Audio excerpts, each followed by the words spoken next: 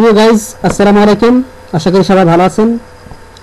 বর্তমানে সৌদি আরবের পরিস্থিতি নিয়ে আমি আজকে একটি টিউটোরিয়াল বানাচ্ছি। আশা করি সবার ভালো লাগবে। সৌদি আরবের বর্তমান পরিস্থিতি কি অবস্থা, আজকে আমরা একজন ভুক্তভোগীর কাছে সেই জিনিসটি জানার চেষ্টা করব। আচ্ছা ফারুক ভাই, আপনি বলেন কিভাবে বর্তমানে সৌদি আরবের কি পরিস্থিতি? আপনি তো আগে শুনছিলাম রিয়াদে ছিলেন একটি কফিলের কাছে, মালিকের কাছে বা কোম্পানির কাছে, এখন আপনি আসছেন অন্য একটি এলাকাতে। তো এখন কিভাবে আসলে কি করলেন, কিভাবে আপনি কি করলেন এবং বর্তমানে পরিস্থিতি নিয়ে একটু বিস্তারিত বলুন এবং কি সমস্যা বর্তমানে সৌদি আরব বিরাজ করতেছে বলেন। আসলে জালাল ভাই, আপনাকে আমি ধন্যবাদ আপনার স্টুডিওতে আমাকে দাওয়াত করার জন্য।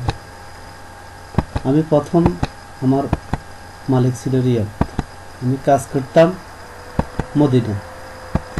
এখন এই দেশের নিজাম হিসাবে দরফাকর দেখি আমি গেলাম আমার মালিকের কাছে বললাম যে আমাকে কফালা দেওয়ার জন্য। মালিক আমাকে বলছে যে কফালা দিবে না। কেন দিবে না? বলতেছে আমি কফালা দিব না। পরবর্তী কী করবো, আমি ওইখানে বসে রইলাম প্রায় 3 মাসের মতো। দেখা গেছে সে আজকে আকামা হচ্ছে না, কালকে তার রেট সিগন্যাল, পরশু এই সমস্যা ওই সমস্যা বলতেছে।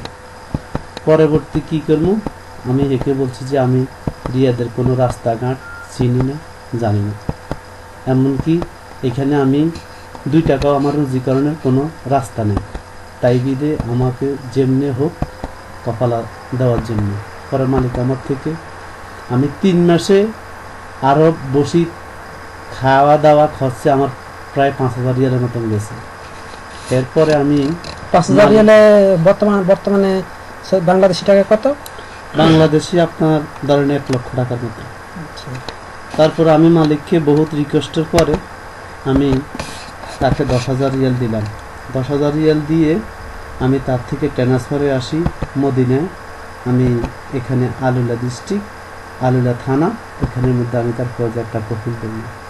কফিল ধরার পরে তারও এখানে মানে বিভিন্ন রকমের সমস্যা, কাগজপত্রের সমস্যা, আজকে না কালকে মিলে করতে করতে 3 মাস 1.5 মাসের মতন পার হয়ে গেছে। পার হয়ে যাওয়ার পরে আমি তাকে রিকোয়েস্ট করলাম যে তুই আমার কপালা করলে তো, না করলে তারপর আমার অন্য জায়গায় ছাড়ে দিই, তাও সে ছাড়তেছে না। এখন আমি তার কাছে কপালা হয়েছি, আকামে এখন আমার হাতে আসে নাই, প্রায় আমার মনে হয় 10,000 রিয়ালের মতন আমার খরচ হইতেছে। কেন এই 10,000 রিয়াল দিয়ে, তার কি জন্য 10,000 রিয়াল লাগতেছে আপনার? এখন 10,000 রিয়াল লাগতেছে ভাই এই কারণে, আমরা তো গরিব দেশের মানুষ, তাই দিদা আমাদের এখানে মানে এখন কি করবো, সে কপালা বলতেছে 3,000 রিয়াল। তারপরে যাই তার মুক্ত খরচ করে 500 রিয়াল। এরপরে যাই হে মানে আপনার বলতেছে যে আকামা বানাইতে হইলে এমনকি 2 বছরের আকামার গ্যারামা আছে, সবগুলো মিলে মানে সে আমাকে 10,000 রিয়ালের হিসাব দিচ্ছে। এখন তাই দিতে ভাই বাধ্যগত, এখন আমি কি করবো, দিতে হয়। আমি বিভিন্ন জায়গা থেকে টাকা সংগ্রহ করছি, বন্ধু বান্ধব থেকে, এবং নিরাপন আমি দেশ থেকেও টাকা নিয়ে আসি, এগুলো আমার করতে হয়েছে। তো এখন আমার একটাই অনুরোধ, আমার মতন ভুক্তভোগী যারা এই প্রবাসে আছে তারা যেন ভালো থাকে এবং কি বর্তমানের পরিস্থিতি হিসাবে যেন সেফে থাকে। সেফে বলতে আপনি কি বুঝাতে চাইতেছেন? কিভাবে সেফে থাকবেন? আমি বলতে চাই এটি, যেমন এখন আপনি টাকা দিয়ে তারপর যা কপালা হয়েছেন, এমনকি কফিল থেকে পুরান কফিল থেকে কপালা আপনি নিয়ে আসলেন, নিয়ে আসার পর এখন দেখা যাচ্ছে এখানে আবার নতুন করে কপালা হয়েছে। এখন আপনি তারপর যাই হয়তো আকামা পাইতেছেন না। কেন পাইতেছেন? মালিকের সমস্যা, মালিক বানাইতেছে না, বানাইবো আস্তে ধীরে। কিন্তু সরকার এখন আবার নতুন করে একটা সিস্টেম করছে, এই অভিযানের ভিতরে তারপর যায় মানে আমাদের যাদের কাছে আকামা নাই বা দেখা গেছে মানে কপালা হয় না বা হইতে পারতো না, এরপরে আবার মানে দরপাকর করি আপনার তারা মানে আমাদেরকে অ্যারেস্ট করতেছে, বাংলাদেশে হারাইবে, জেল দিবে, এই মিলের ভয়ভীতি দেখাইতেছে।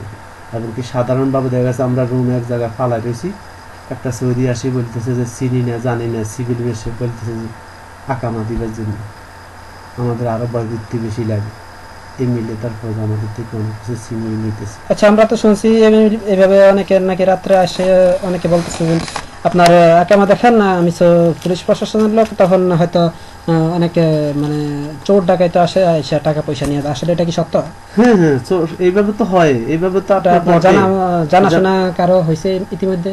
এইভাবে আমি দেখছি নগার এক লোকের এইভাবে তারপর যায় বলতেছে যে কাজে যাওয়ার জন্য, তখন মানে সে কাজে যাইতেছে না, হের মালিকের কাজ করতেছে, হে আর আমাকে ফাঁকে ফুঁকে বাইরে কাজ করার জন্য। এখন হে হচ্ছে কার ভাই, হের তারপরে যাই বলতেছে যে একটা বাতি লাগাইতে 20 টাকা। এখন হে বলতেছে আমি 5,000 6,000 টাকা দিয়ে আকামাবো না, আমি 20 টাকায় তারপরে যাই বাতি লাগাইবো কেন? এমনকি তারপরে যাই আপনার দেখা গেছে হরে সৌদি বলতেছে যে তুই 20 টাকায় করলে করবি না, না করলে তারপরে যাই না করলে দেখা গেছে মানে তোর আমি পুলিশে দিব। এখন কি করবো ভাই, বাধ্যগত মানে আমার যাইতে হয়েছে, যাওয়া লাগে, কি করবো? সেও কিন্তু দেখা গেছে পুলিশের মোদির কিছু করার মোদির নেই। মানে উপরস্থ কর্মকর্তা? উপরস্থ কর্মকর্তা। আচ্ছা, যার তাহলে কারণে এখন কি সেই যারা এসব প্রশাসনে আছে উপরস্থ কর্মকর্তা তারাই কি আসলে আইন কানুন মানতেছে না, না আসলে বিষয়টা কি? তারাই আপনার দেখা গেছে মানে মানতেছে না, কেন? কারণ হেরায় মানে বলতেছে যে মানে আমাদের দেশে আসছো, আমরা যেভাবে বলি সেভাবে তার পর্যায়ে চলতে হবে। এখন আমরা কি করব? আমি দীর্ঘ 6 মাস আগে আমি ব্যক্তিগতভাবে আমি নিজে সিদ্ধান্ত নিয়েছি যে 6 মাস মানে আমি একবারে খরচে যাব। এখন আমি খরচ মানে খরচ মানে আমি একবারে মানে নেহাইয়া একবারে চলে যাবেন আর কিছু দেখতে ফিনিশ এক্সিট করবেন। এক্সিট আমি চলে যেতে চাইছি, কিন্তু এক্সিট আমি মারতে ফিরতেছি না। এখন কি করবো, বাধ্যগত মানে আমার প্রায় 25-30 হাজার রিয়ালের মতন আমার এখানে গেছে। 25-30 হাজার রিয়াল মানে বাংলাদেশি কত টাকা হইতেছে আপনার? 25-30 হাজার রিয়ালে আপনার ধরেন যে 30 হাজার রিয়ালে বাংলাদেশে 6 লক্ষ টাকা। 6 লক্ষ টাকা আপনি খরচ করছেন? খরচ করছি। তাহলে আমি অন্যান্য যারা তারা কি এরকম 6 লক্ষ টাকা খরচ করছে নাকি কম বেশি? কম বেশি বলতে যদি কোনো লোকে মানে হেল্প করে থাকে, কোনো সৌদি যদি মানে হেল্প করে থাকে তাহলে হয়তো তার কম লাগছে। আমি একজন বৈধ লোক, আমার তো মানে আমি কোনো কাগজপত্র ছাড়া লোক না, আমি কাগজপত্র ছাড়া লোকের আমার এই অবস্থা। তাহলে যারা অবৈধ ভাবে মানে বিভিন্ন জায়গায় যাইতে হয়েছে তাদের কি অবস্থা? আমি মনে করি তারা আমাদের চেয়ে আরো মানে খুব দুঃখে ছিল বা দুঃখে আছে। কিরকম লোক বর্তমানে এই বর্তমান সময়ে যে বৈধ হয়েছে, যারা অবৈধ ছিল কেমন সংখ্যক লোক হবে? আমরা তো শুনছি আপনার সর্বমোট 40 লক্ষ লোকের মতো বৈধ হয়েছে। না না না, এটা তারপর যায় আপনার সব দেশে মিললে হয়তো 40,000 হতে পারে। আমাদের দেশের হয়তো আপনার 2 থেকে 2.5 লক্ষ মানুষ আপনার বৈধ হইতে পারছে, কিন্তু দেখা গেছে আপনার আরো 2 থেকে 2.5 লক্ষ। আচ্ছা ঠিক আছে ফারুক ভাই, স্টুডিওতে আসার জন্য আপনাকে অনেক ধন্যবাদ। আপনাকে আমার ধন্যবাদ, আপনার স্টুডিওতে আমাকে তারপরে যাই ডাকার জন্য। আপনারা আমাদেরকে এইভাবে তারপরে ডাকি আমাদের যদি শেয়ার করেন কিছু, তাহলে আমাদের দুঃখ একটু হলেও মানে পাতল হয়।